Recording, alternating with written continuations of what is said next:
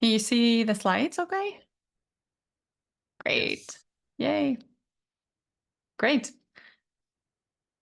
Should we start? Yes, please. Okay, great. Thanks for being here on a Saturday afternoon. Thanks for taking part of this webinar about video game localization.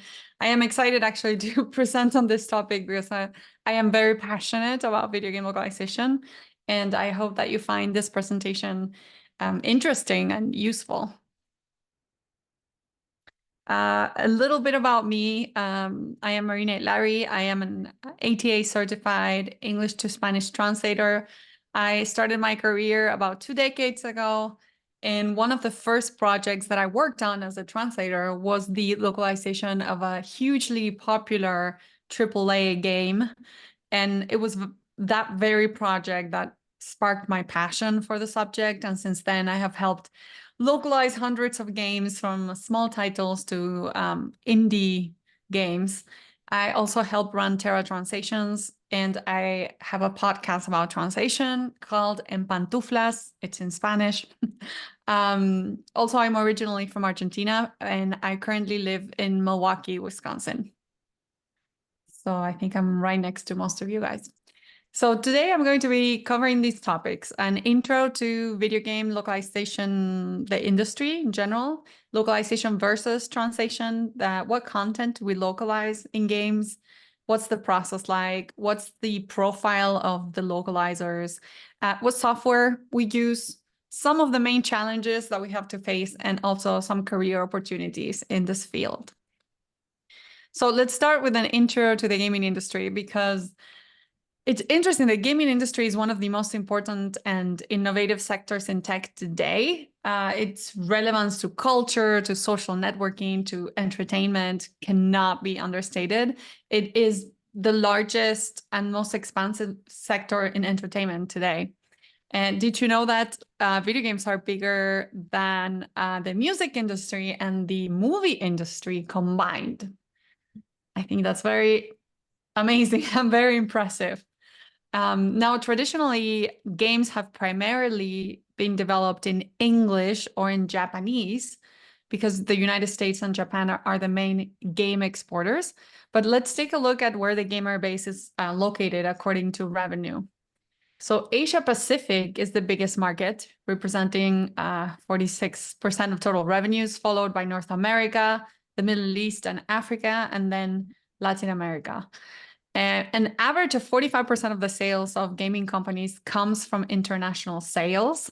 So you can imagine how important the role of localization is in this industry. Some primary drivers for the player growth are the increase of online population, so better internet infrastructure, affordable smartphones, mobile internet data plans. And these drivers are particularly impactful in growth regions such as the Middle East, Africa, Latin America, which are the fastest growing regions by number of players. And also Asia Pacific contains growth regions such as Central and Southern Asia and Southeast Asia, which houses the most players by far. 55% of the world's players live in this region. So as you see, as the gaming industry grows globally, the need for localization grows as well. And it's proven that gamers feel more comfortable when the content and the services are tailored to their unique personal needs, their market, their cultural background. And here is where localization comes into play. So you might be wondering, perhaps, why do we talk about localization and not translation when we talk about video games? What is really the difference? So whenever we talk about a good quality translation, we generally use adjectives such as the translation is precise, it's accurate, it's complete, nothing was omitted. But when we talk about localization, we mean a translation that is user-oriented and that often requires non-linguistic adaptations.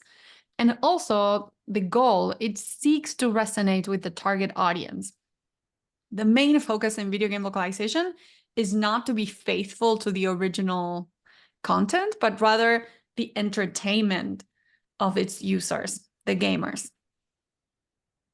And here's where I'd like to introduce the concept that the gamer comes first.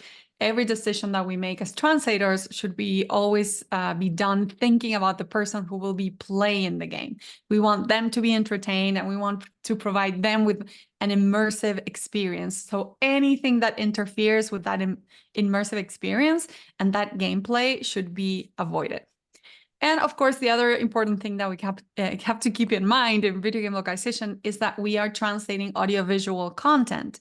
So the text that we are translating, even if we are using a cat tool and it seems out of context, can never be disassociated from what the players are seeing and hearing on screen. So we have to be constantly checking up on this. And the other big difference between translation and localization is that video game localization entails the adaptation of text, of images, videos, sounds, music, art, animation.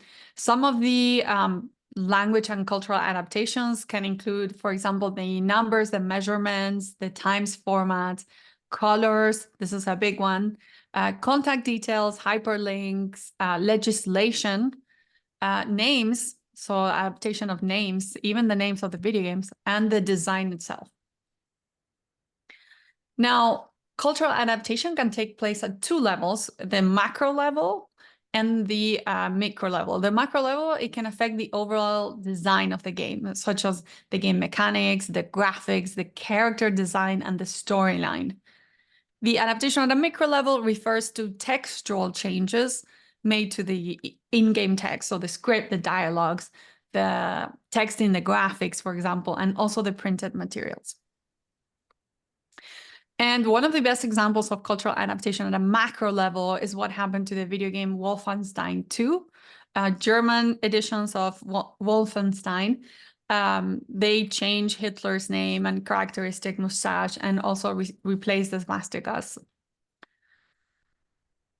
Cultural adaptation at micro level is way easier to find. Probably the game that you have played or that you're playing now has gone through some cultural adaptation to fit that market.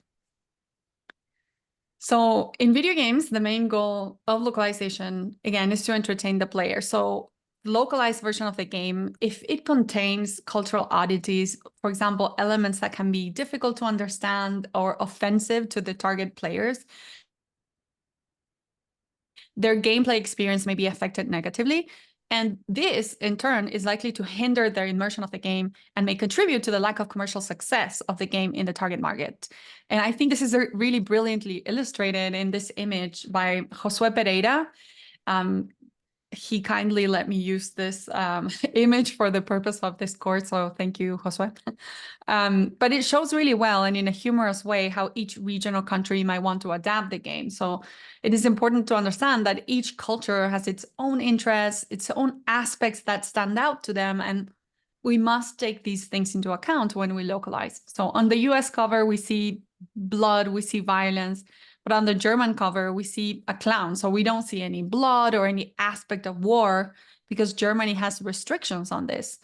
In Korea, we see what might be a robot, a reference to StarCraft, which is so popular there, something futuristic. And in Japan, a kind of cute anime. So again, very different images for very different audiences.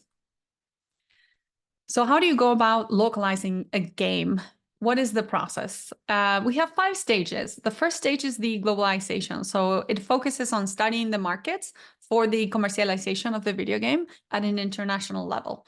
So marketing strategies, legal aspects, any other type of issues are analyzed. The second stage is the preparation, or also called the internationalization. So they analyze the game and see how it will be localized into different languages. For example, the files are prepared and issues are taken into account. For example, if there are character limits that could affect certain languages, if there are fonts that are not supporting special characters, all these possible problems are analyzed and then addressed to ensure that the localization stage goes smoothly. In general, the translator has no part in the globalization or the internationalization stage. That's actually carried out by the developer or the publishers of the game. But the third stage in the localization is the stage that concerns the linguists, and it's where the translation happens. The texts are exported from the game, we localize them into different languages, and then they're imported back to the game. And that takes us to the LQA. It's also known as the validation stage, and this is where the localization is tested by LQA specialists in context to see that everything works well and that it appears correctly in the game. And finally, the final stage is the testing or the QA stage. And this is usually done by a testing company or a hired tester that essentially plays the game and identifies any bugs, any problems in the game that at this stage usually don't have to do with linguistic things, but it could be mechanics, gameplay issues, images that are cut off, any design features that are not working well. So Now there Marina, are many, yeah. I'm sorry. So for fourth stage is LQA. So does L stand for linguistic language? That is a great question, actually, because many people talk about linguistic quality assurance. Yes, many people refer to it as linguistic quality assurance. Now, other people also refer to this stage as localization quality assurance. So they're both valid. I prefer usually localization because actually this stage might find things that are not specifically linguistic, but that should still be corrected. For example, if we find something that could be potentially, offensive or just wouldn't work well for the target audience, then you would identify that in the LQA stage when you're testing and see it in context. So those things should be corrected then. Yeah. But yeah, thanks for asking that because yeah, people refer to LQA in two different ways, linguistic or localization. Gotcha. Thank you. So regarding the types of translations that we can find in a video game, I have separated them into 5 main groups, and each group has its own elements. So let's take a look at each of these in more detail. The on-screen text is also known as the in-game text and is essentially the user interface. For example, the menu of the game, the help messages, the tutorials, the narratives, the character dialogues.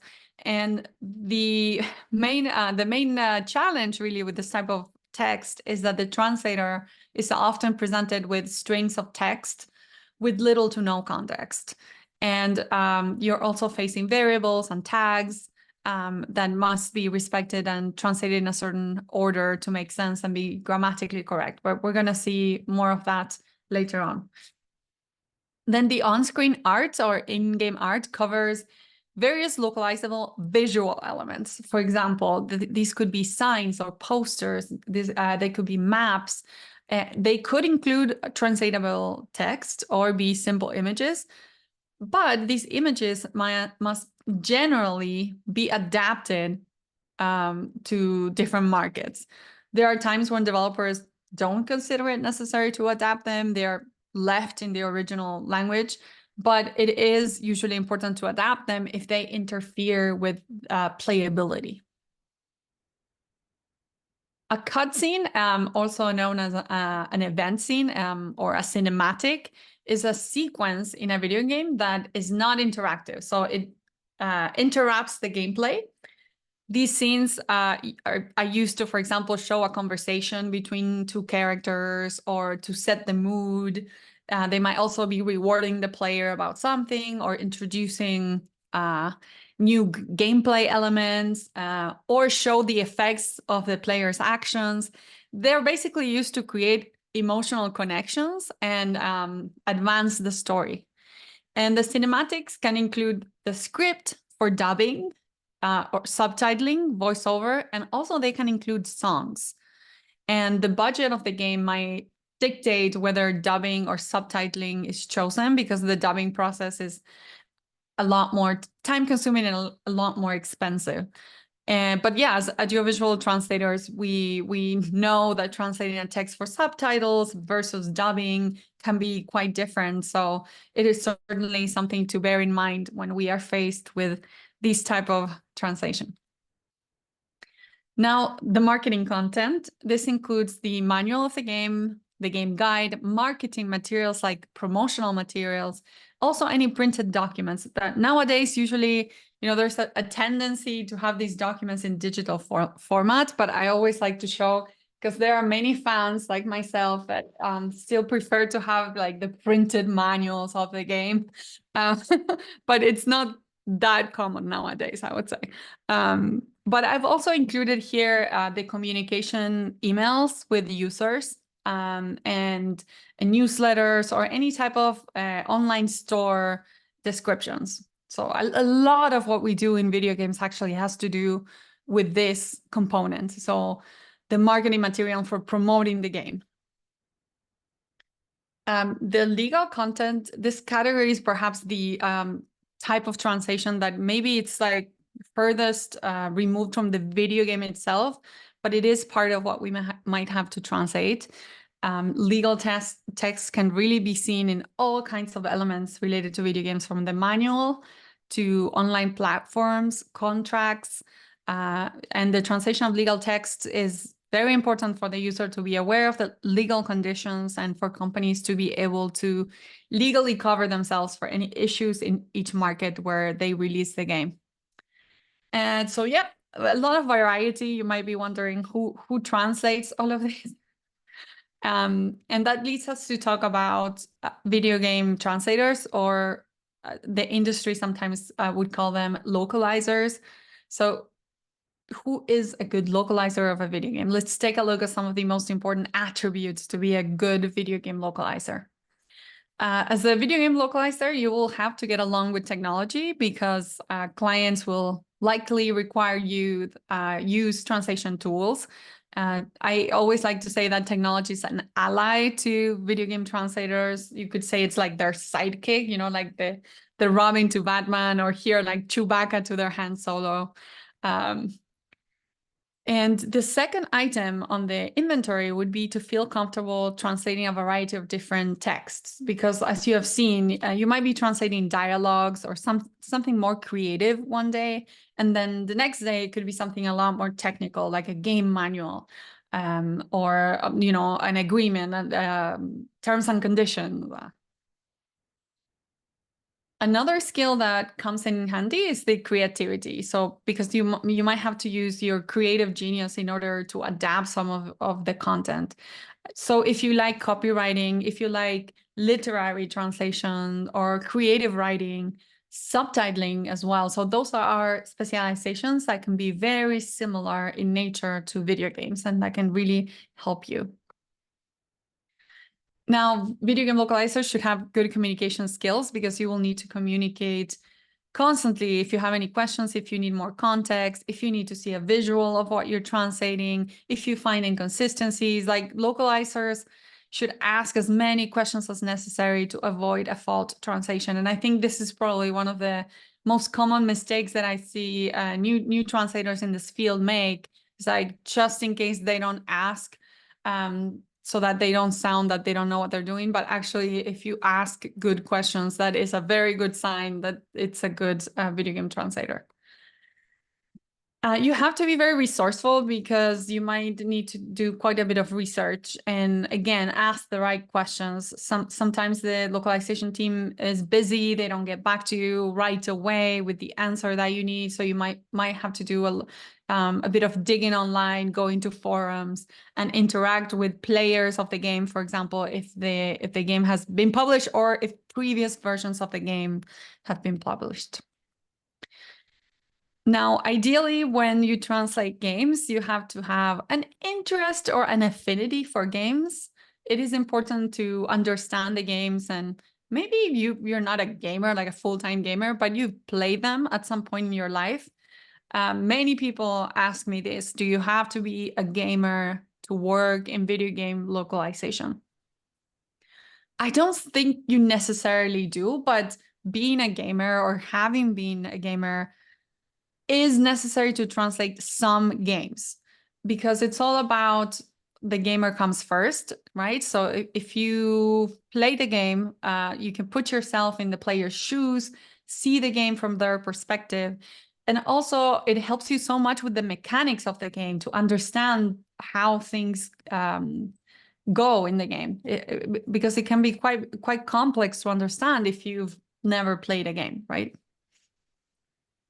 And finally, the last item in your inventory will be, I like to say, your courage. You need to like to overcome challenges, and also this constant learning, because in this particular field, really, every game is different, and maybe all the research that you did to translate one game might not apply at all to the next game that you translate. You need to do that all over again. So it is important to remain open to continuous learning, and also to stay up to date and at the forefront of the gaming industry, of technology, localization processes, and the like. So let's talk now a little bit about where we translate these games. We're going to review the different types of files and the different CAT tools that we might need to work with in video game localization. And first, we must distinguish two types of content when talking about video game text. The main two types of content are the in-game texts and the marketing texts. So the in-game text is usually divided into two parts. We have the script if the video game has dialogues, and then the user interface that includes the menu and the on-screen texts. These texts are usually exported in large Excel files with many columns, which includes all kinds of useful information. And it's important to know how to import them correctly into the CAT tool. So that's why it's really important to work with very specialized project managers to do this file import and filtering. The other type of text are the marketing text, which includes both the blogs, web pages. It can include also subtitles for trailers or teasers, and also the text from online stores. These files are a bit more complex. They can be HTML, XML, JSON, or SRT files. But the most advanced CAT tools include filters for these types of files. This is a typical Excel that we might work with, right? So in the first column, we have the string ID, which is used by the developers, and it tells you where the segment is in the game. Then we have the context that gives us more information about where that text is used. For example, if a character says it and which character is saying it. We have the source column that refers to the original text that needs to be translated, and the translation is where we place the translation. And we might have another dreaded column with character limits if that is needed. Now, these Excel files, again, they're usually imported and worked in a CAT tool, a computer-assisted translation tool. These are the main CAT tools, and I need to update MemSource because now it's called Phrase, but these are the main CAT tools that are available in the market, mainly that work in gaming.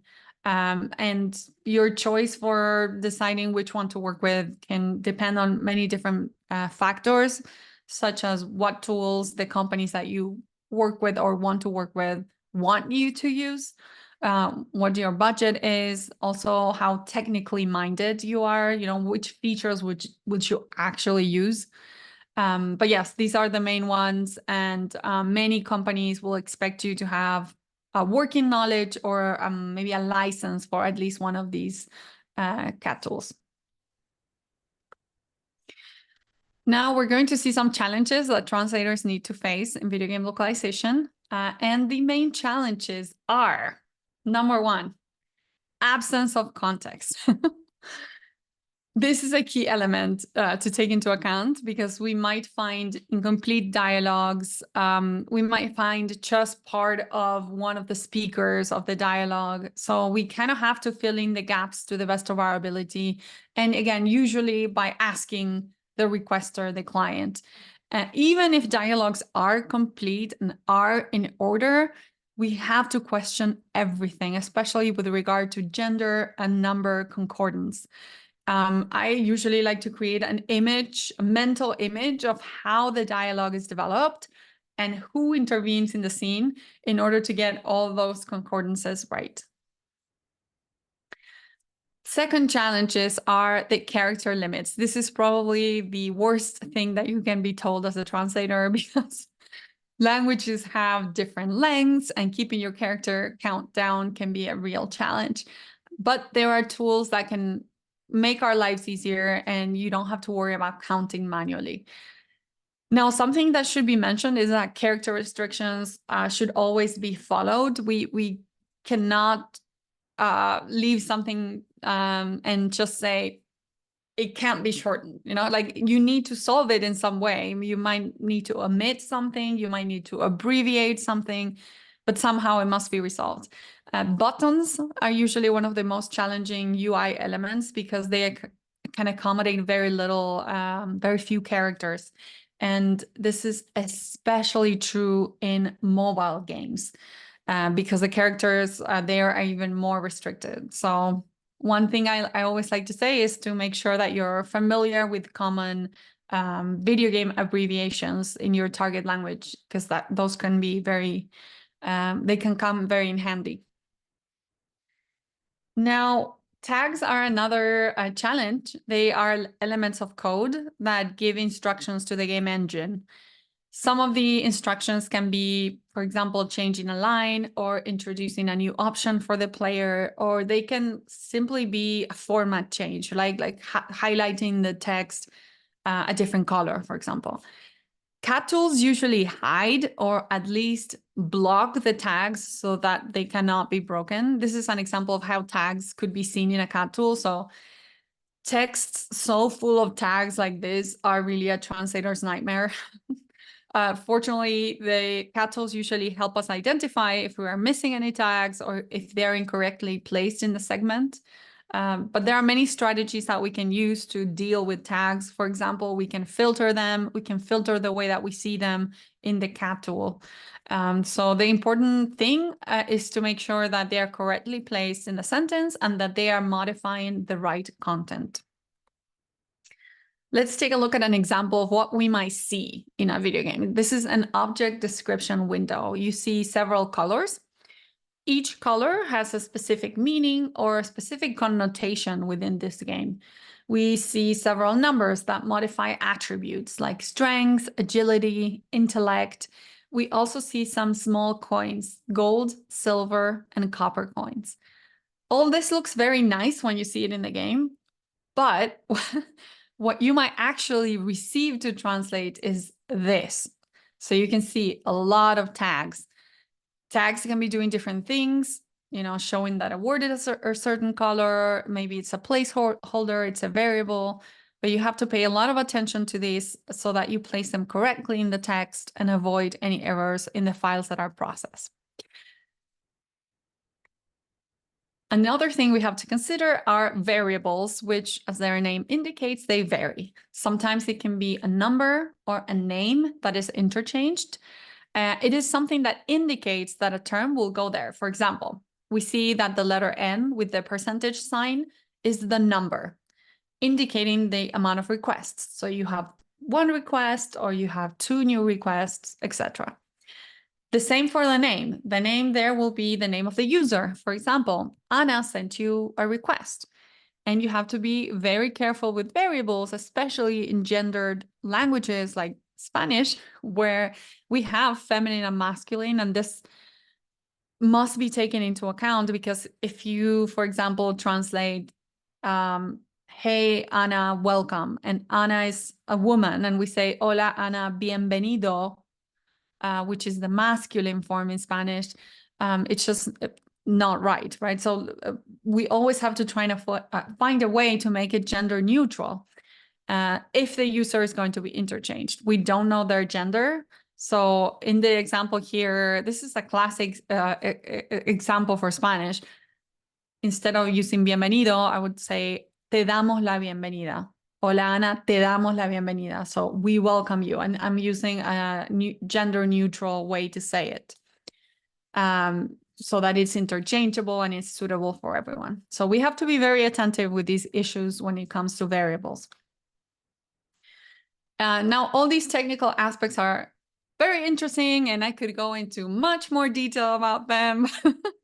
But let's talk about what opportunities are there for translators in this area. Let's explore some of the different career opportunities, and because there are many roles that you could have within the game localization industry, and it's worth really taking a look.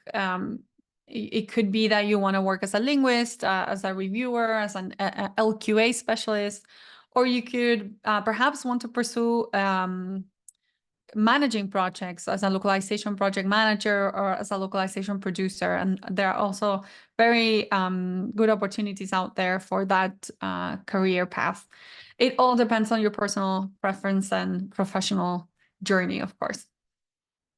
So let's take a look at the different roles in game localization. The testers are perhaps the entry level position in gaming. So working as a tester could be one of the first jobs that you can find to get your foot in the door in video games.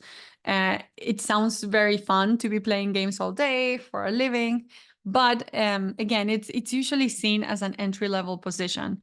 It's very common though, and I know many people who started as a tester and then moved to the linguistic side of the business or even managing projects. LQA, the quality assurance professionals that are responsible for quality, functionality, precision of the finished technical product. They perform the test, they review the final product before it's released, they remove any errors.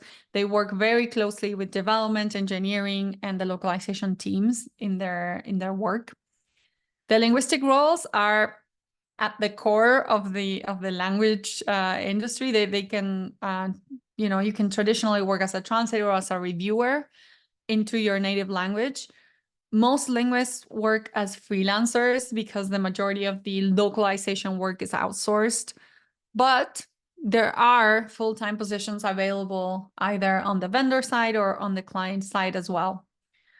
And then finally, localization project managers that are really a key role in game localization. They are the ones who are in charge of the execution of all the projects. They choose and line up the appropriate resources. They create schedules for the project.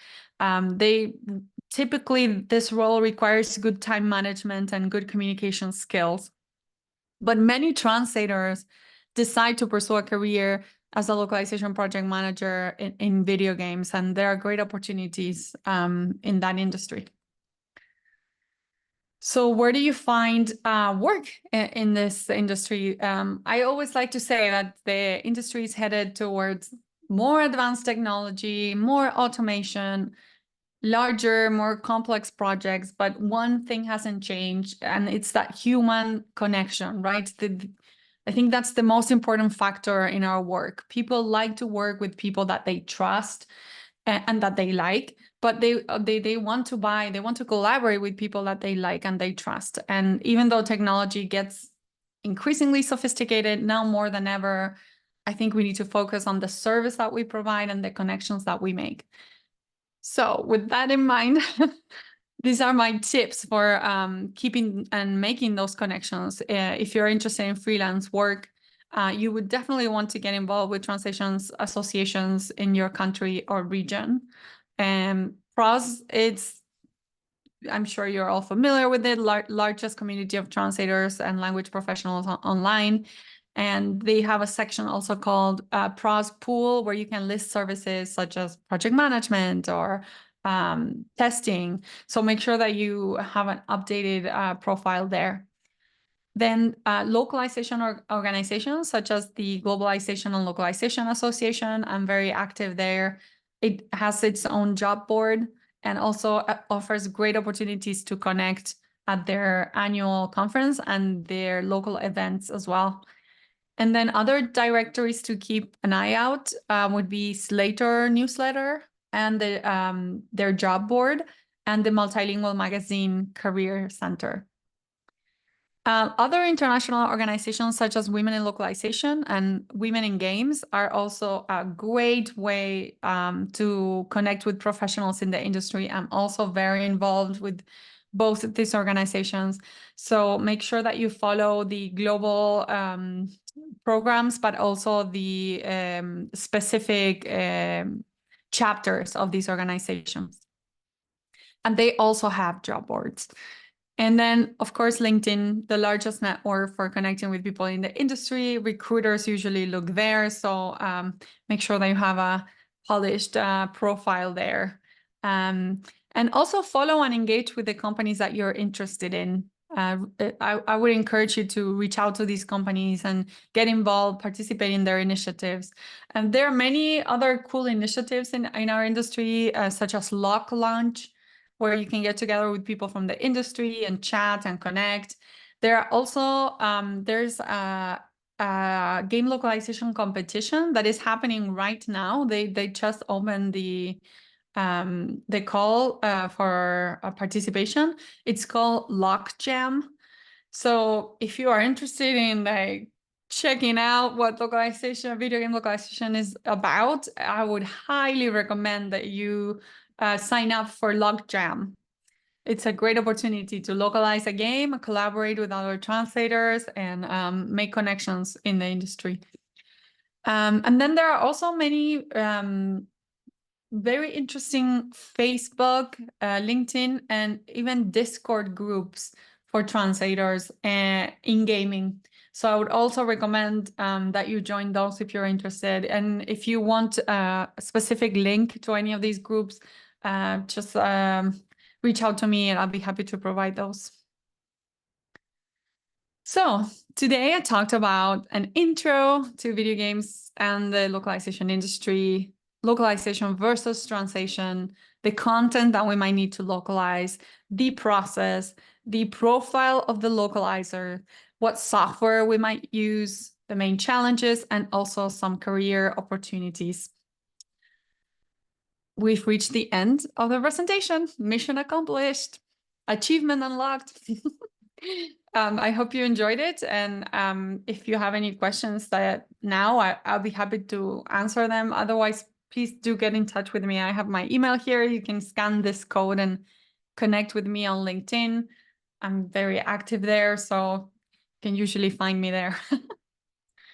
Thank you.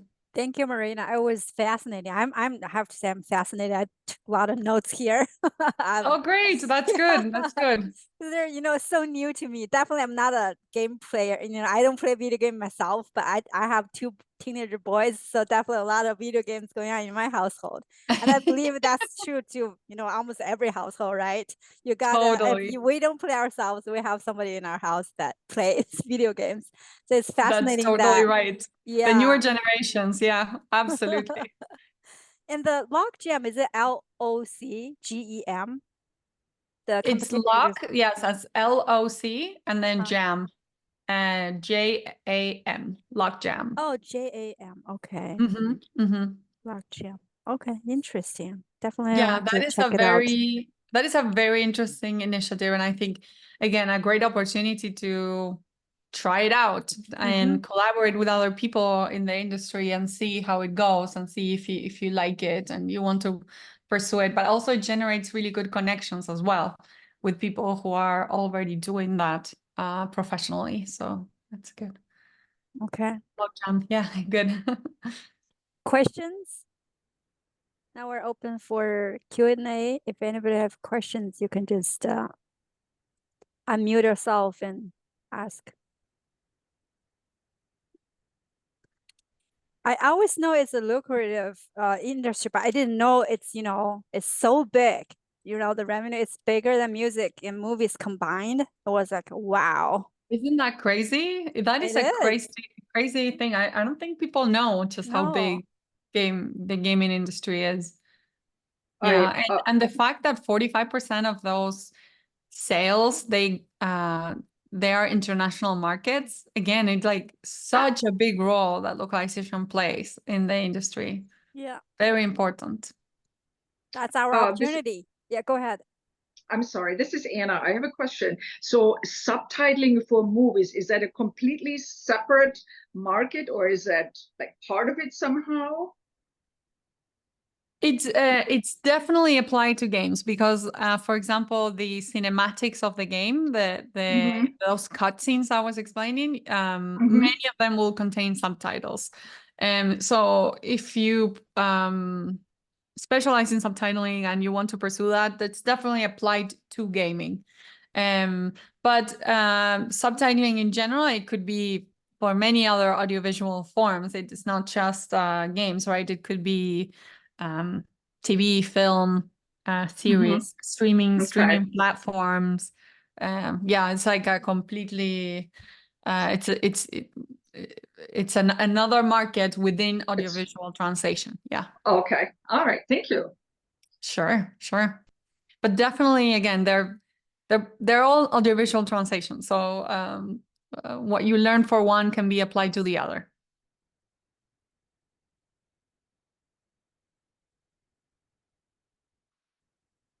How lucrative? I see a question here. How lucrative is localization in gaming for translators? Better than regular document translation?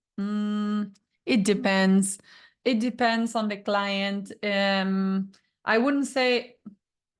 I'd like to think that clients that really value quality and want to work with very specialized translators will consider good rates.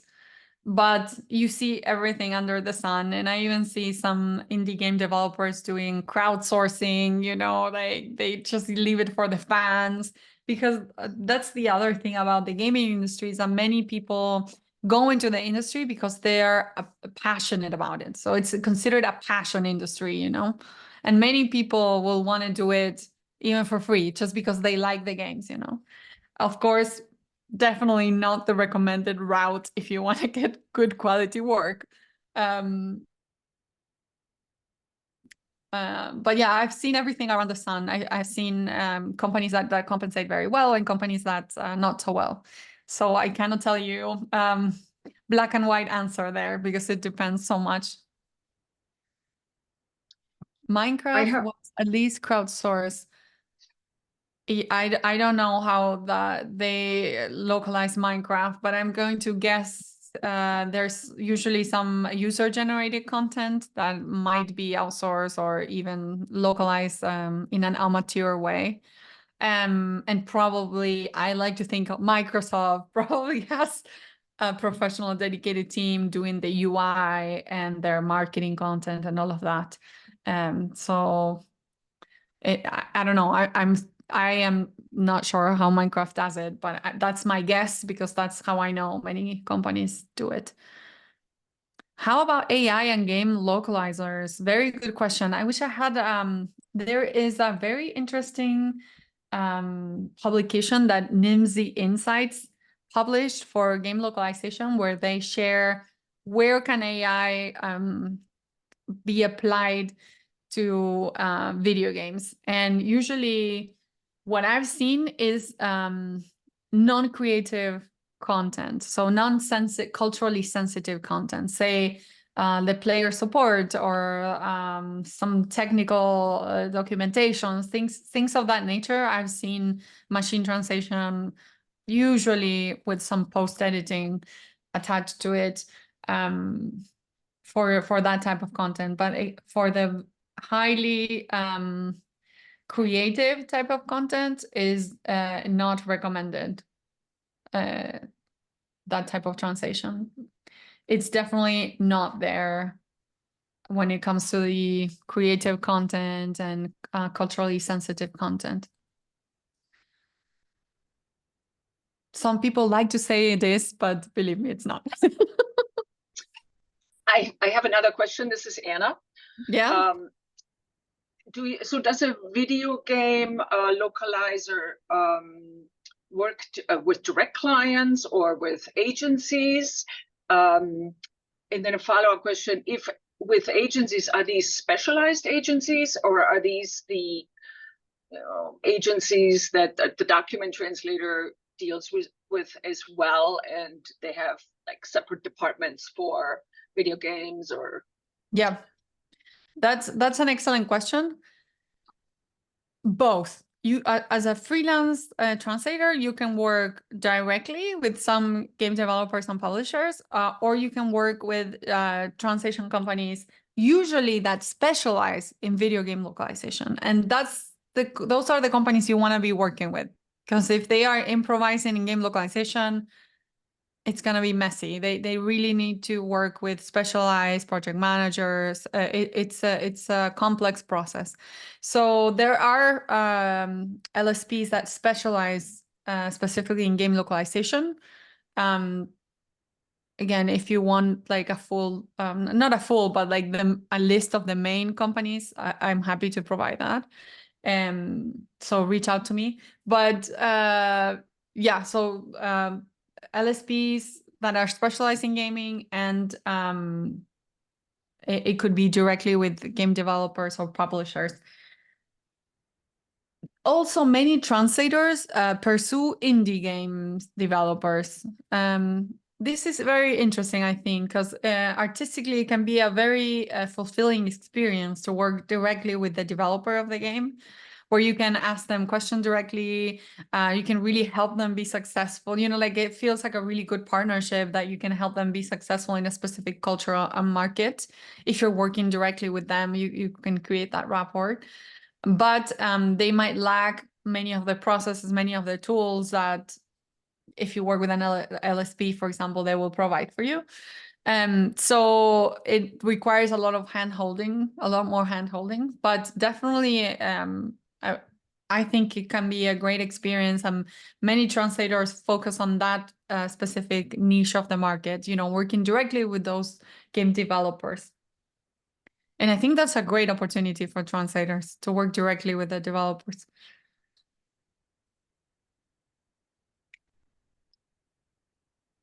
I don't remember if your question had another side. Did I miss anything?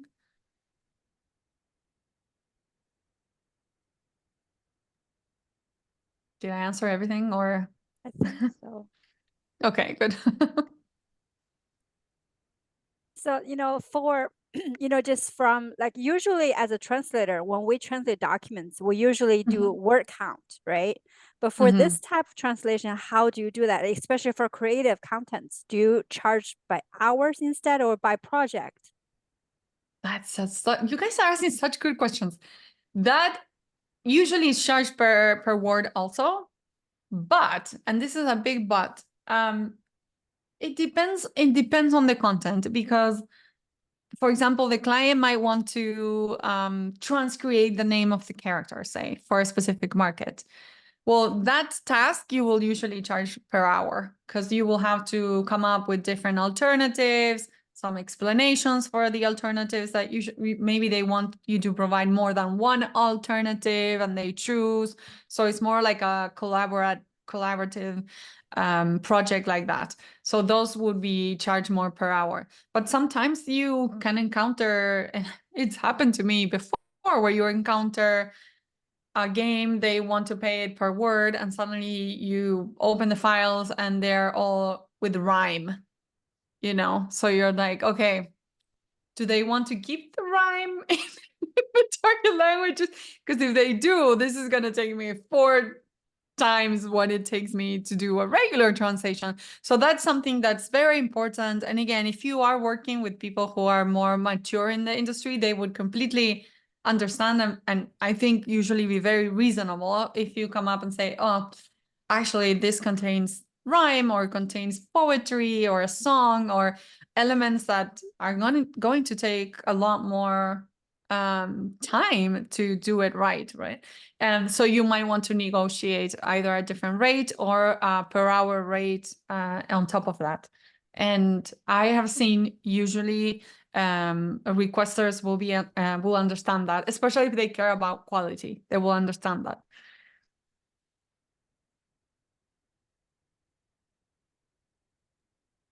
Got it. Thank you. Any It's other question? such a fun job though. Just when you explain Yes. It is fun, but it's also quite complex. And I always like to say that, because many people tell me, oh, that sounds like all fun and games, but really it's a challenging area, because I talked about some of the challenges there. in my presentation, but yeah, it requires just a lot of back and forth, a lot of being on top of it. It's yeah, it's fun, but it can also be be stressful. Definitely not as fun as playing games itself, right? Definitely no. Yes. If you are coming into this area because you want to play Zelda, don't go It's play Zelda work. in your free time. Yeah. It's not a game. Hi, I have a question regarding the TM. Do they use any kind of translation machine or memory kind of software? And then some agents, some translation work, if it's already in the, TM, and then they will discount the translator's words count, Mhm, something like that. Does that apply mhm. to game localization too, or how does that work? Yes. Yes, it does apply to game localization because you are most often than not working in a CAT tool, and the translation memory is the most important, together with the term base, the most important assets that you will have. So many games have, for example, previous versions of the game, or they are inspired by yeah, a previous project, or even another artistic project. So many games come from a movie or a book, or they're inspired by other artistic forms. So so it's very important. I would say probably one of the most important, if not the most important thing in game localization is the terminology management. So you want to make sure that your terminology is consistent to what fans know of this franchise, or and also especially if it's an ongoing project, you want to make sure that it's consistent. So that's why translation memories are so very important. But I always say they're a double-edged sword, because you sometimes don't know where that translation memory comes from unless it's yours, or unless it's your content. Sometimes it could be from, again, a previous company did the translation, and we inherit the translation memory that might contain errors, like I've seen everything under the sun. But usually if it's done right, the translation memory will help you tremendously. But they will apply discounts for repetitions and high fuzzy matches usually. Thank you. Sure, sure.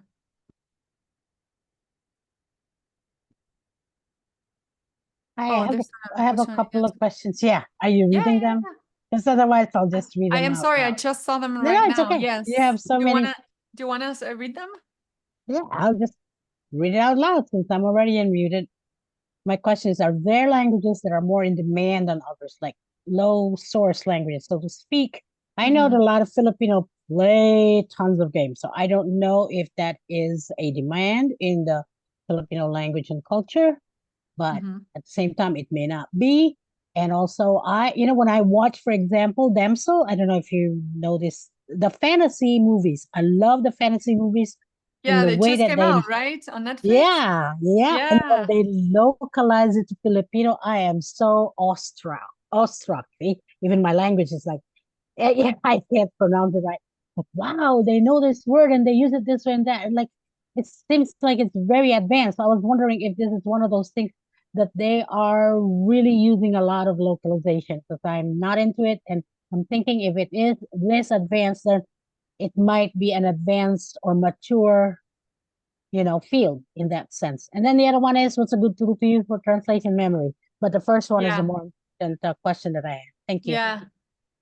Yeah, thank you. Thank you for those questions. That's really nice to hear. First of all, that Netflix went for the language, and that you had a good experience with it too, because so often we hear about, translation mistakes that we find in subtitles or in dubbing, and people being upset about that.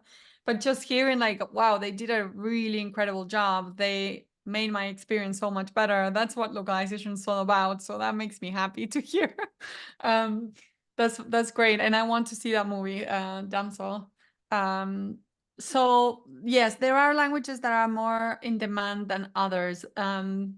The most so traditionally, when games started to be localized, game developers and publishers were considering eFigs as the like essential languages that you had to translate, which meant English, French, Italian, German, and Spanish. Those were like the IFIX languages. Were like, if you're localizing your game, you're going for IFIX. But that's changed quite a bit in the last few years, especially with the introduction of the Asian language being such an important market, and also emerging markets. Emerging markets in, for example, mobile gaming, it's huge. That's where there's most potential in gaming, in the gaming industry, the emerging markets.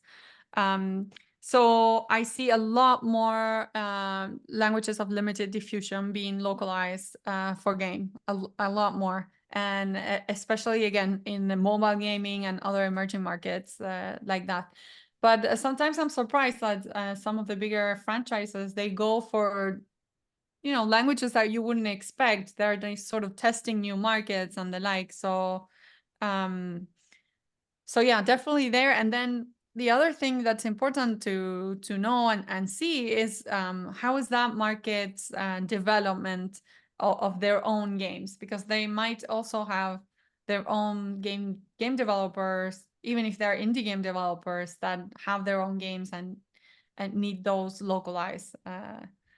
And sometimes these developers will even develop in English, you know, their games directly in English, but they want them translated into many other languages, including the languages that they speak, you know.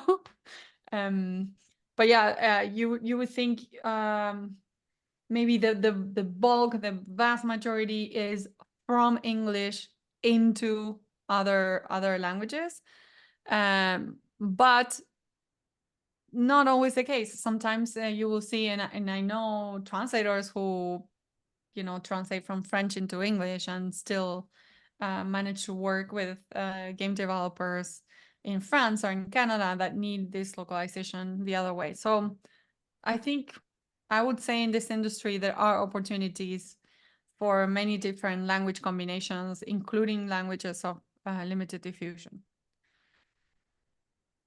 It's just finding those projects, finding those companies that have those niche. But yes, definitely. And then you ask about a good tool to use as translation memory for game log. My personal favorite tool to work in game localization is MemoQ. And that's the tool that I see most gaming companies adopt. But as I showed in my presentation, other companies use other tools available in the market. And the most advanced ones usually have similar capabilities. So, but if I personally had to recommend one, I would recommend MemoQ. Thank you so much for that. Do appreciate. I have You're one more welcome. question, follow up, and then I promise I'll shut up. No Or I'll problem. write it out. I know, well, somebody by way of somebody that I know who is into this, right? And of course, I'm not going to go out there and just ask, how do I get into that?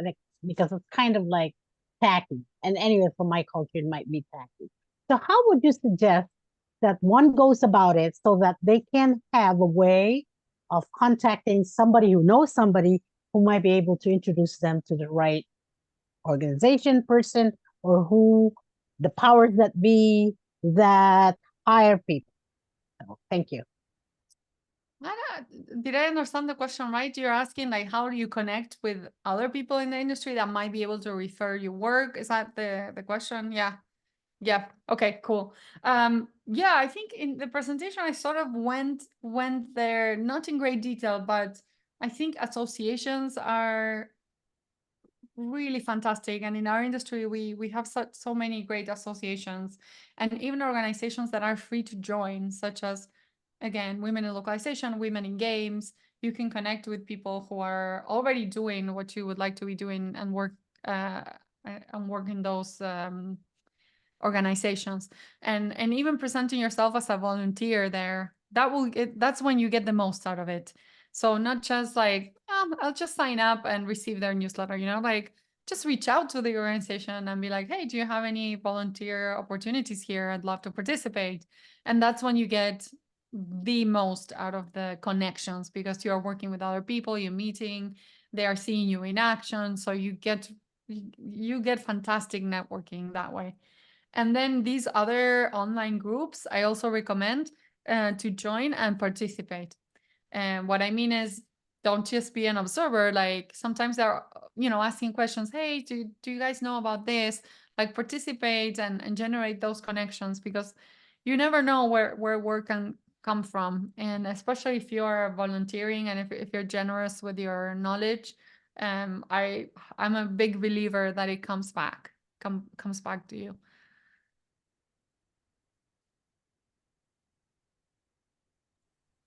Thank you. And I'm happy to share again if you want more details about some groups that I recommend to join. Just reach out to me. I'll share that info. You're welcome, Diane. Thank you. And Sue, did you you saw the contact info Marina shared with us, right? The email and the LinkedIn Yeah, profile. I'll Okay. paste it here. I'll paste it here again.